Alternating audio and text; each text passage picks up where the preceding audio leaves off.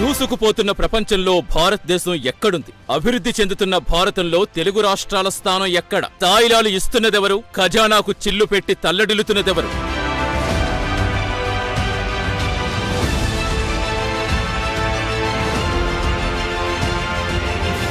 అప్పు లేనివాడు అధిక సంపన్నుడు అంటుంది సనాతన భారతం. అప్పు చేసి పప్పుకూడు తింటూ అభివృద్ధి ఆస్వాదించమంటుంది ఇప్పుడు ప్రపంచ దేశాల ఫిలాసఫీ.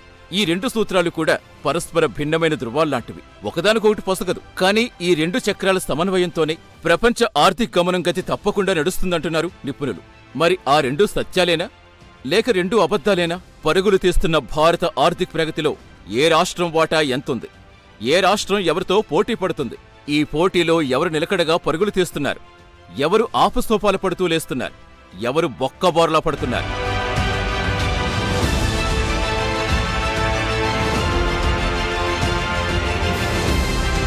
అప్పు చేయకుండా ఇంట్లో కూర్చుంటే అభివృద్ధి ఎలా? అభివృద్ధి పేరిట అప్పు చేస్తూ పోతే దాన్ని తీర్చేదెవరు? ఈ ద్వంద్వాలే సామాన్య మధ్యతరగతి పౌరుడికి అర్థం కాని ఓ పెద్ద చిక్కుముడి. ఆ చిక్కుముడి విడితే సామాన్యుడికో క్లారిటీ వస్తుంది. ఆ క్లారిటీ లేకపోతే అప్పుల్లో ఉన్నదెవరు, కుప్పలు పోగేసుకుంటున్నదెవరనేది కామన్ మ్యాన్కి అర్థం కాదు. తానేం కొంటున్నాడు, ఎంత చెల్లిస్తున్నాడు, ఖజానాకు తన వాటాగా ఎంత జమవుతోంది, ఈ క్రమంలో దేశ ఆర్థిక ప్రగతిలో తన పాత్ర ఎంత అనేది సామాన్యుడికి ఎప్పుడూ ఇంట్రెస్టింగ్ పాయింటే. అందులో క్లారిటీ వస్తే ప్రభుత్వాల పోకడలు ఎలా ఉన్నాయో బేరీజు వేసుకునే వీలు చిక్కుతుంది. దూరదృష్టి లేని పాలసీలు గుర్తించి చీల్చి చెండాడే అవకాశం చిక్కుతుంది. ఫలితంగా ప్రభుత్వాల గమనం నిర్దేశించే రాజకీయ పార్టీల మెడలు వంచే తెగువ సామాన్యుడికొస్తుంది. ఆ దిశగా ప్రైమ్ 9 డైరెక్టర్గా కొండా నరేంద్ర చేస్తున్న ప్రయత్నమే ఈ స్పెషల్ ప్రెజెంటేషన్.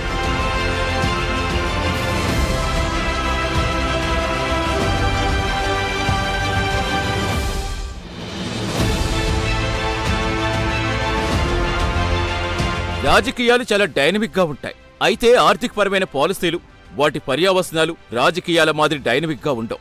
ఒక నిర్ణయం తాలూకు ప్రతిఫలం కనిపించాలంటే కనీసం ఓ దశాబ్దం పడుతుంది. అందుకే రాజకీయ పార్టీలు ఆర్థిక పాలసీల కంటే రాజకీయపర పాలసీలకే మొగ్గు చూపుతాయి. అందువల్ల ఏ ప్రభుత్వ పథకమైనా కూడా అక్కడి రాజకీయ పరిణామాలు, సామాజిక సెంటిమెంట్లతో ముడిపడే ఉంటుందంటారు నిపుణులు. ఎన్నికల్లో ఫోకస్ అయ్యే పార్టీల నినాదాలు కూడా రాజకీయ ప్రయోజనాల చుట్టూనే తిరుగుతూ ఉంటాయి. ఆ విధంగా ప్రజల ఆలోచనలు ప్రభావితం చేయటంలో రాజకీయ పార్టీలకు మించిన మరే ఇతర సంస్థలు కూడా ఉండవంటే అతిశయోక్తి కాదేమో. ఇక్కడే ప్రజారాశులతో మైండ్ గేమ్ ప్లే చేసే అవకాశాలు రాజకీయ పార్టీలు అందిపుచ్చుకుంటున్నాయి. వీలైనంతగా ఎక్కువ కాలం కుర్చీని అంటిపెట్టుకునే తెలివైన ఆటలాడుతున్నారు రాజకీయ నాయకులు. ఈ క్రమంలో విభజిత ఆంధ్రప్రదేశ్లో జరుగుతున్న రాజకీయ తంత్రాన్ని స్థూలంగా అర్థం చేసుకుంటే అసలు విషయం బోధపడుతుంది.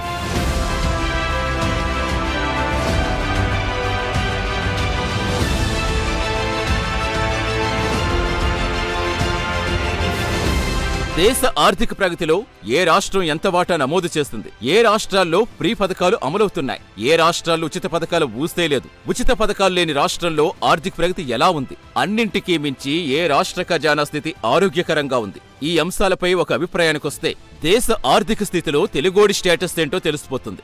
ఏపీ ప్రజల కంట్రిబ్యూషన్ ఏంటి? తెలంగాణ పౌరుల కంట్రిబ్యూషన్ ఏంటి? అభివృద్ధిలో మనకంటే ఎంతో ముందున్న పంజాబ్, జనాభా పరంగా అధికంగా ఉన్న యూపీ వంటి రాష్ట్రాల్లో మానవాభివృద్ధి సూచిని అర్థం చేసుకోవాల్సి ఉంటుంది. పరిపాలన కొనసాగించేందుకు ఏ రాష్ట్రం ఎంత ఖర్చు చేస్తుంది, ఆ ఖర్చుకు ఎవరిపై ఆధారపడుతున్నారు అనే అంశాల గురించి కూడా చర్చించుకోవాల్సి ఉంటుంది.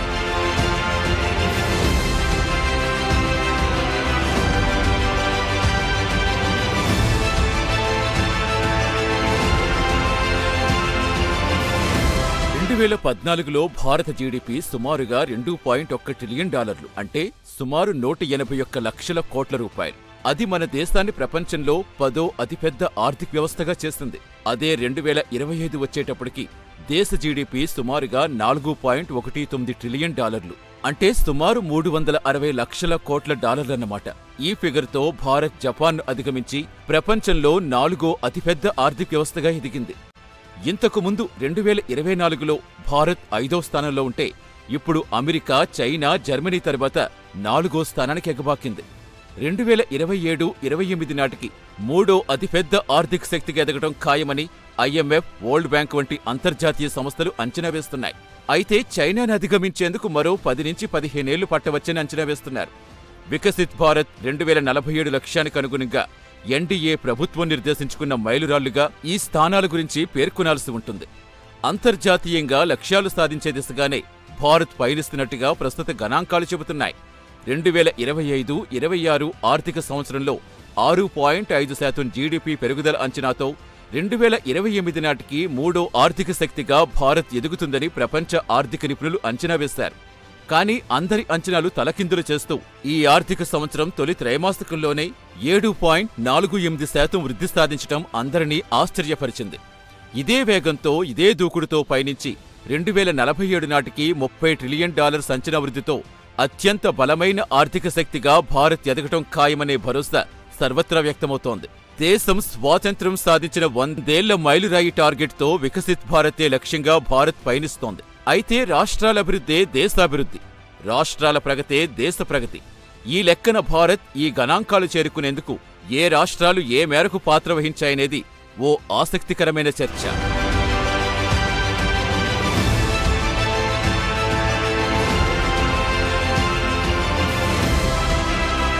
జనాభా పరంగానే కాక రాజకీయంగా యూపీ ఎంతో ప్రాముఖ్యత కలిగిన రాష్ట్రం. ఆ తర్వాత ఆర్థిక రాజధానిగా ముంబై ఉండి అత్యధిక జీఎస్డీపీతో మహారాష్ట్ర అత్యంత ప్రముఖ పాత్ర వహిస్తోంది. ఆ తర్వాత దక్షిణ భారతదేశంలో అభివృద్ధి రాయితీల్లో ముందంజలో ఉండే రాష్ట్రంగా తమిళనాడు పేరు తెచ్చుకుంది. ఇక రాయితీలు, ఉచిత పథకాలు అధికంగా అమలు చేసే రాష్ట్రంగా పంజాబ్ గుర్తింపు పొందింది. రాయితీలు, అభివృద్ధి కార్యక్రమాల్లో సమతుల విధానం అవలంబిస్తూ ఆంధ్రప్రదేశ్ జాతీయ ఆర్థిక స్థితిలో తనకంటూ ఓ ప్రత్యేక ముద్ర వేసే ప్రయత్నం చేస్తోంది.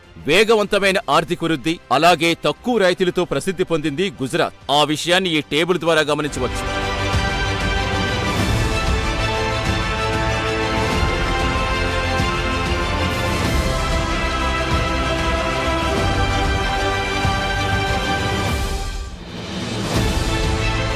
రిజర్వ్ బ్యాంక్ ఆఫ్ ఇండియా నివేదిక ప్రకారం కొన్ని రాష్ట్రాలు ఉచిత విద్యుత్, రవాణా, రుణమాఫీ, నగదు బదిలీలు వంటి రాయితీలు అధికంగా అమలు చేస్తున్నాయి. పంజాబ్లో విద్యుత్ రాయితీలు అక్కడి మొత్తం రాయితీల్లో 80% వాటాగా ఉన్నాయి.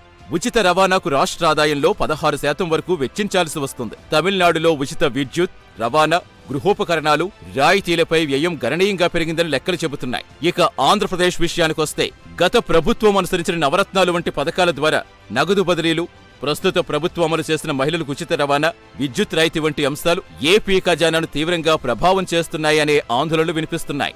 ఢిల్లీలో 2018-19లో 1,699 కోట్లుగా ఉన్న విద్యుత్ రాయితీ భారం 2020-21 నాటికి 85% పెరిగి 3,149 కోట్లకు చేరింది. రాజస్థాన్ పరిశీలిస్తే విద్యుత్ రాయితీలపై 97% ఖర్చు చేస్తున్నారు. ఇక కర్ణాటక చూస్తే గృహజ్యోతి పథకం కింద 200 యూనిట్ల ఉచిత విద్యుత్ అమలు చేసి ఆ తర్వాత ఖజానాల నిధులు లేక బస్ ఛార్జీలు, మెట్రో ఛార్జీలు, విద్యుత్ ఛార్జీలు పెంచడం గమనించాలంటున్నారు నిపుణులు. ఇది ప్రజలను వంచడం కాక మరేంటి? అధికారం కోసం వరాలు కురిపించి అందలం ఎక్కగానే ప్రజలకు వెన్నుపోటు పడవడం కాదా అనే ప్రశ్నకు పాలకుల దగ్గర సమాధానం దొరకదు.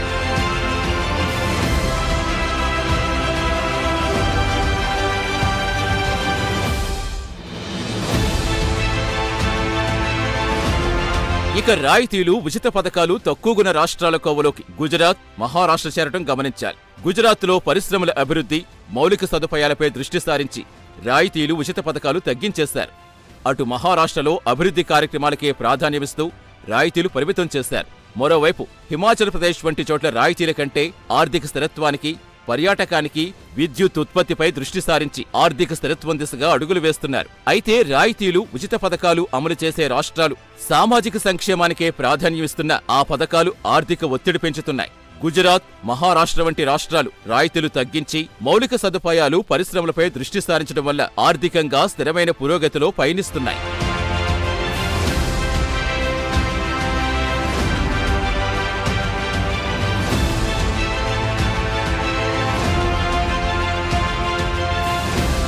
రాష్ట్రాల ప్రగతిని, అభివృద్ధిని అర్థం చేసుకునేందుకు దేశ జీడీపీలో ఆయా రాష్ట్రాల వాటా బట్టి అంచనా వేసుకోవచ్చు. దేశ జీడీపీలో మహారాష్ట్ర వాటా 13.1%తో అత్యధికంగా ఉందని లెక్కలు చెబుతున్నాయి. ఆ తరువాత 9.7%తో తమిళనాడు ఉండటం గమనించాలి. కర్ణాటక, గుజరాత్ చెరో 8.6%తో సమానంగా కంట్రిబ్యూట్ చేస్తున్నాయి. తెలంగాణ వాటా 4.9% ఉంటే ఏపీ వాటా 3.2%గా ఉందని అంచనా వేశారు. సవరించిన అంచనాల మేరకు 3-4% మధ్య ఉంటుందంటున్నారు. ఏపీ కన్నా తక్కువ బడ్జెట్ వ్యయం కలిగిన మధ్యప్రదేశ్, కేరళ వంటి రాష్ట్రాల కంటే కూడా దేశ జీడీపీలో వాటాను ఏపీ తక్కువగా నమోదు చేస్తుండటం ఆర్థికవేత్తలను కలవరపాటుకు గురి చేస్తుంది. మరి ఏపీలో ఇలా ఎందుకు జరుగుతోంది? అన్నపూర్ణగా ఖ్యాతికెక్కిన ఏపీ మానవ వనరుల వినియోగం విషయంలో చూసినా, ఉత్పత్తి పరంగా చూసినా తన మార్కును ఎప్పుడూ కోల్పోలేదంటారు ఆర్థిక విశ్లేషకులు. అయితే ఏపీ విభజన తర్వాత ఏపీలో ఆర్థిక క్రమశిక్షణ లోపించిందని, పాలకులు రాజకీయపర పోటీని పూర్తి అనారోగ్యకరంగా మార్చేశారనే వ్యాఖ్యలు వినిపిస్తున్నాయి. అందుకు ముఖ్యంగా జగన్ హయాంలో ఆర్థిక క్రమశిక్షణ పూర్తిగా పక్కదారి పట్టిందని, సంక్షేమం పేరిట రాజకీయ పథకాలకు తెరలేచిందని, అందుకు ప్రశాంత్ కిషోర్ ఇంట్రడ్యూస్ చేసిన పాలసీల ద్వారా రాష్ట్ర ఆర్థిక పునాదులు బలహీనపరిచే బలమైన చెదపురుగులు ప్రవేశించాయని ఆర్థిక నిపుణులంటున్నారు. ఖజానాలో లేని పరిస్థితి, మొత్తం రాజకీయ పథకాలని క్యాన్సర్తో ఆంధ్రప్రదేశ్ చనిపోతున్న ఈ పరిస్థితులలో చంద్రబాబు నాయుడు గారు ఇప్పటికైనా మీ పరిపాలన తరహా మార్కుని మీరు ఆలోచించాలి.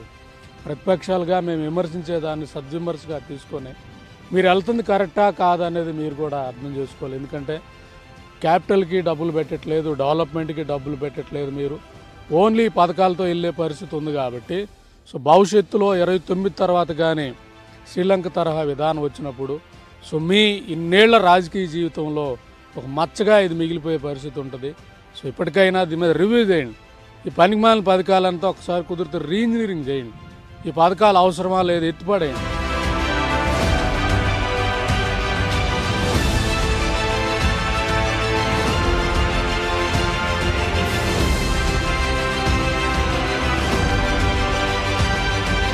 ఈ క్రమంలో ఇక్కడ ఓ ప్రశ్న వేసుకోవాల్సి ఉంటుంది.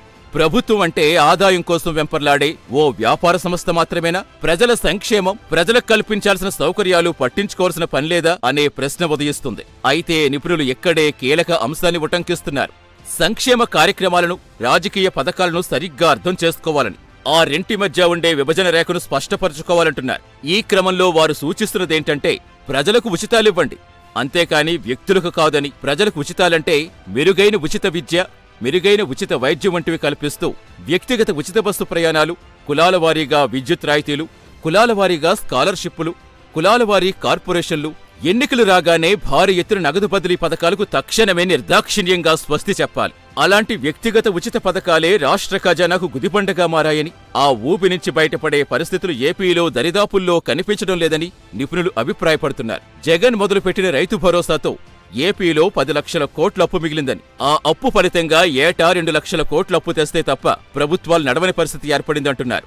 ఇలాంటి పరిస్థితుల్లో ఇప్పుడు అమలవుతున్న ఉచిత పథకాలతో అప్పులు తడిసి మోపుడై రేపు ఏపీ అత్యంత దయనీయ పరిస్థితుల్లోకి దిగజారడం ఖాయంగా కనిపిస్తోంది. అతను చేసిన దాన్ని కంటిన్యూ చేయాలన్న ఆలోచన రావడానికి కారణం అతను చేసిన మెస్సప్. అంటే ఇది చేయకపోతే గెలం అన్న వాతావరణానికి ఆంధ్రప్రదేశ్కి వెళ్ళిపోయింది.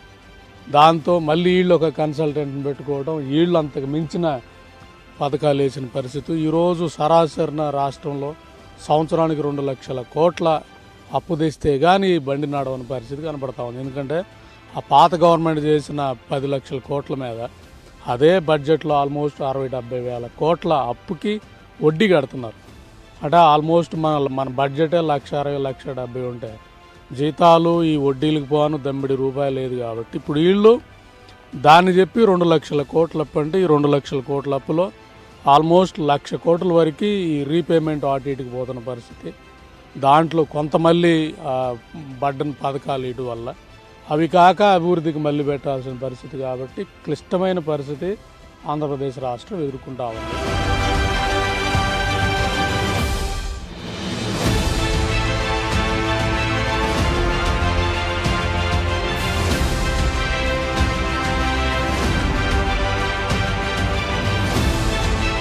దేశ జీడీపీలో మహారాష్ట్ర అత్యధిక వాటా కలిగి ఉంది. అందుకు కారణం పన్ను సేకరణలో వీలైనంత ఎక్కువ ఖచ్చితత్వంతో పాటు కేంద్రం నుంచి అందాల్సిన ఆర్థిక బదిలీలు ఓ కారణంగా చెబుతారు. ఇక ప్రజలకు ఉచితాల విషయంలో మహారాష్ట్ర చాలా బ్యాలెన్స్డ్గా వెళుతుందనే పేరుంది. ఆదాయం చూసుకుని మరి ఏ మేరకు ఉచిత హామీలు ఇవ్వాలనే యోచనతో ముందుకెళ్లడమే అంటున్నారు. గుజరాత్ ప్రభుత్వం చాలా కాలంగా ఉచితాల జోలికి వెళ్లకుండా ఆర్థిక ప్రగతికి దోహదపడే నిర్ణయాలకే పెద్దపీట వేస్తుందంటున్నారు. గుజరాత్లో పరిశ్రమలకు పెద్దపీట వేస్తూ ఖజానాకు పరిపుష్టి ఇచ్చేలా నిర్ణయాలు తీసుకోవడమే కారణమంటున్నారు. మొత్తానికి మహారాష్ట్ర, గుజరాత్ వంటి రాష్ట్రాలు తక్కువ రాయితీలిస్తూ మౌలిక సదుపాయాలపై ఖర్చు చేస్తున్న కారణంగా జీడీపీలో ఆర్థిక వాటా కలిగి ఉన్నాయని నిపుణులు విశ్లేషిస్తున్నారు.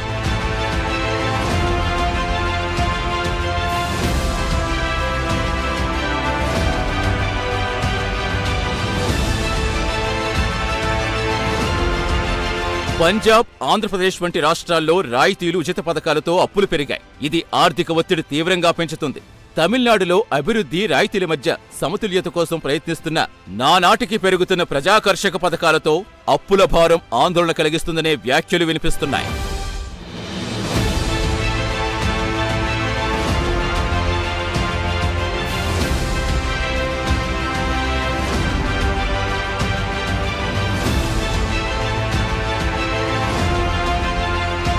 ఆర్బీఐ, ఇతర స్వతంత్ర ప్రతిపత్తి గల ఆర్థిక సంస్థలు నివేదిస్తున్న ప్రకారం ప్రభుత్వాలిచ్చే రాయితీలు రాష్ట్రాల ఆర్థిక లోటు పెంచుతాయి. ప్రజలకు అవసరమయ్యే మౌలిక సదుపాయాలకు, దీర్ఘకాలిక అభివృద్ధికి నిధులు తగ్గిస్తాయి. పంజాబ్లో రాయితీలు రాష్ట్ర ఆదాయంలో 16% వినియోగిస్తున్నారంటే రాయితీలు ఎంత గుదిబండగా మారుతున్నాయో అర్థం చేసుకోవచ్చు. ఆర్థిక స్థిరత్వం దెబ్బతినేందుకు ఇంతకంటే వేరే ఉదాహరణలు అవసరం లేదంటున్నారు ఆర్థిక నిపుణులు. అదే పద్ధతిలో ఏపీలో ఉచిత పథకాలు అప్పులు గణనీయంగా పెంచేశాయి. వడ్డీ చెల్లింపులు అనూహ్యంగా పెంచేశాయి. ఫలితంగా మానవాభివృద్ధి సూచీపై తీవ్ర ప్రభావం పడుతోంది. తమిళనాడులో మానవాభివృద్ధి సూచీ 0.7 కంటే ఎక్కువగా ఉండగా, మహారాష్ట్రలో అంతకంటే కాస్త తక్కువగా 0.69గా ఉంది. ఇక ఏపీలో 0.65గా ఉంటే పంజాబ్లో 0.68గా నమోదైంది. తమిళనాడు, మహారాష్ట్ర ప్రాంతాలు సామాజిక, ఆర్థిక అభివృద్ధిలో ముందుండటం విశేషం. గుజరాత్ పరిశ్రమలపై దృష్టి సారించడంతో వేగవంతమైన వృద్ధి సాధిస్తోంది. పంజాబ్, ఆంధ్రప్రదేశ్ రాష్ట్రాలు రాయితీలతో తీవ్ర ఆర్థిక సవాళ్లు ఎదుర్కొంటున్నాయి.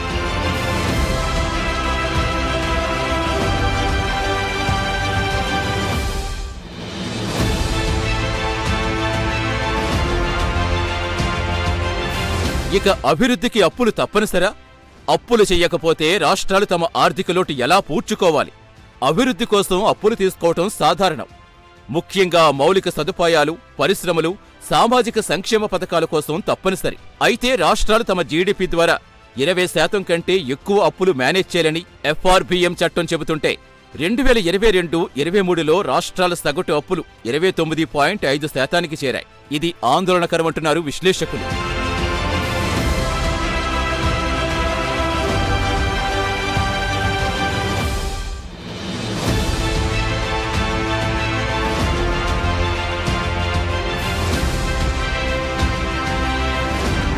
ఇక లోటును పూడ్చుకోవడానికి రాష్ట్రాలు పన్నేతర ఆదాయం పెంచుకోవాలంటున్నారు. ఉదాహరణకు ఒడిశా రాష్ట్రం పన్నేతర ఆదాయాలు పెంచుకోవటం ద్వారా రాయితీలకిచ్చే వ్యయం సమతుల్యం చేస్తోందంటున్నారు. అటు జార్ఖండ్ కూడా దేశంలో తొలిసారిగా ఆదాయం పెంచుకునే దిశగా కొత్త మార్గాలు అన్వేషిస్తూ మైనింగ్ టూరిజానికి గ్రీన్ సిగ్నల్ ఇచ్చింది. రాష్ట్రంలో 3 స్పెషల్ మైనింగ్ టూరిజం సర్క్యూట్స్ ని ఏర్పాటు చేస్తూ ఆదాయం పెంచుకునే కొత్త మార్గాల్లో పయనిస్తోంది. అప్పుల భారం తగ్గించుకునేందుకు ఆయా రాష్ట్రాలు తమ దగ్గరున్న వనరులు సద్వినియోగం చేసుకునేందుకు కొత్త మార్గాలు అన్వేషిస్తున్నాయి. ఈ క్రమంలోనే ఇటీవల ఏపీ కూడా రాష్ట్రంలో బుద్ధిజం స్పాట్స్ అభివృద్ధి చేసి వియత్నాంతో కలిసి టూరిజం డెవలప్ చేసేందుకు కసరత్తు చేస్తోంది. అమరావతిలోని కాలచక్రం, ఉమ్మడి విశాఖ జిల్లాలో బొజ్జన్నకొండలు, బావికొండ, తొట్లకొండ వంటి బౌద్ధ క్షేత్రాలు పర్యాటకులు సందర్శించేలా, అక్కడి చరిత్ర తెలుసుకునేలా ఏర్పాట్లకు శ్రీకారం చుట్టింది. ప్రపంచంలో బౌద్ధ దేశాల ప్రజలను టార్గెట్ చేసి ఆకర్షించేలా, దాని ద్వారా ఆదాయం సమకూర్చుకునేలా ప్లాన్లు సిద్ధం చేస్తోంది. ఇలాంటి ఆలోచనలే రేపటి ఏపీని గట్టెక్కిస్తాయంటున్నారు. కొద్ది రోజుల క్రితమే ఏపీలో గిరిజన ప్రాంతాలకు రోడ్లు వేసే పనులకు శ్రీకారం చుట్టారు. ట్రైబల్ టూరిజం పేరిట కొత్త కాన్సెప్ట్ డెవలప్ చేస్తోంది ఏపీ ప్రభుత్వం. కాలినడక మినహా గత్యంతరం లేని అందమైన, ఆకర్షణీయమైన గిరిజన గ్రామాలకు రహదారులు ఏర్పాటై అక్కడి సాంప్రదాయ రీతుల ప్రదర్శన ద్వారా ఆదాయం పెంచుకునే ప్రక్రియకు శ్రీకారం చుట్టడం చెప్పుకోదగ్గ విషయం.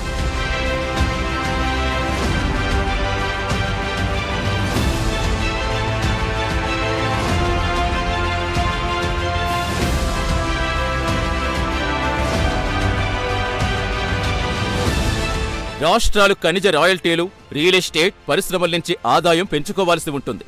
గుజరాత్ రాష్ట్రం పరిశ్రమల నుంచి గణనీయమైన పన్ను ఆదాయం సంపాదిస్తోంది.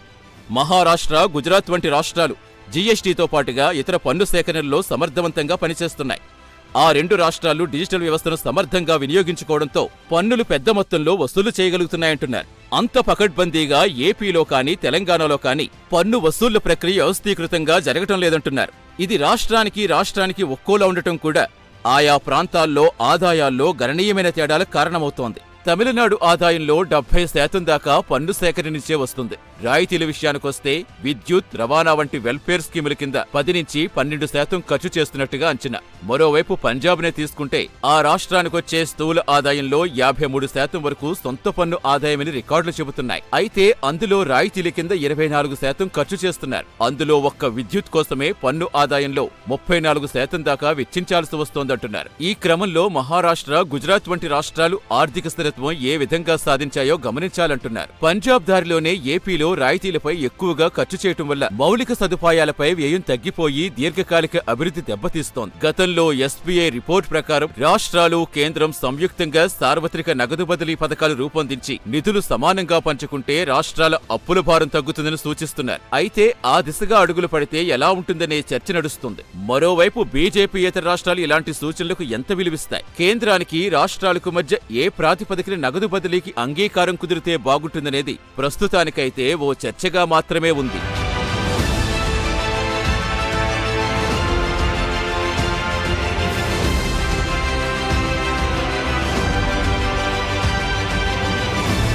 ప్రాంతీయ శ్రేయస్సు, సామాజిక శ్రేయస్సు కోరుకునే నిపుణులు ఖజానా పరిపుష్టి కోసం నిలకడైన స్థిరమైన విధానాలు అవలంబించాలంటున్నారు నిపుణులు.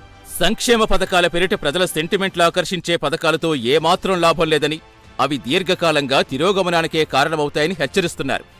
అయితే ఏపీనే తీసుకుంటే సంక్షేమ పథకాల కోసం పాలకులు టాప్ ప్రయారిటీ ఇస్తున్నారు. ప్రజాకర్షక పథకాలు, అభివృద్ధి కార్యక్రమాలు సమన్వయం చేసుకుంటూ ఆర్థికంగా నిలదొక్కునేందుకు ద్విముఖ పందాలో ఎందుకు పయనించడం లేదనే సూచనలు వినిపిస్తున్నాయి.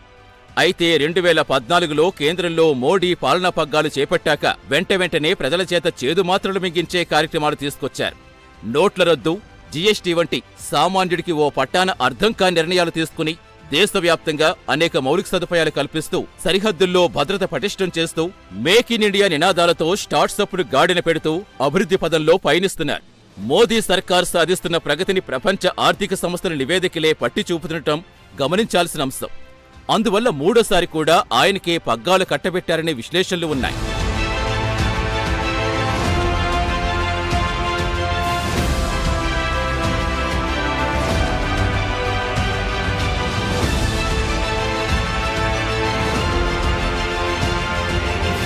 సరిగ్గా అదే స్ఫూర్తితో కొనసాగితే ఆయా రాష్ట్ర ప్రభుత్వాలను కూడా ప్రజలు ఆదరిస్తారని చంద్రబాబు నాయుడుకు ఆ విషయం బాగానే తెలుసని కూడా విశ్లేషకులు అభిప్రాయపడుతున్నారు.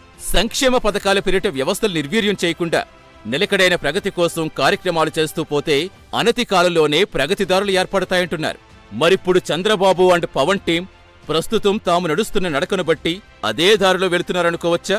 వారి ప్రయాణంలోని పదనిసలు అర్థం కావాలంటే మరికొంతకాలం ఆగక తప్పదేమో.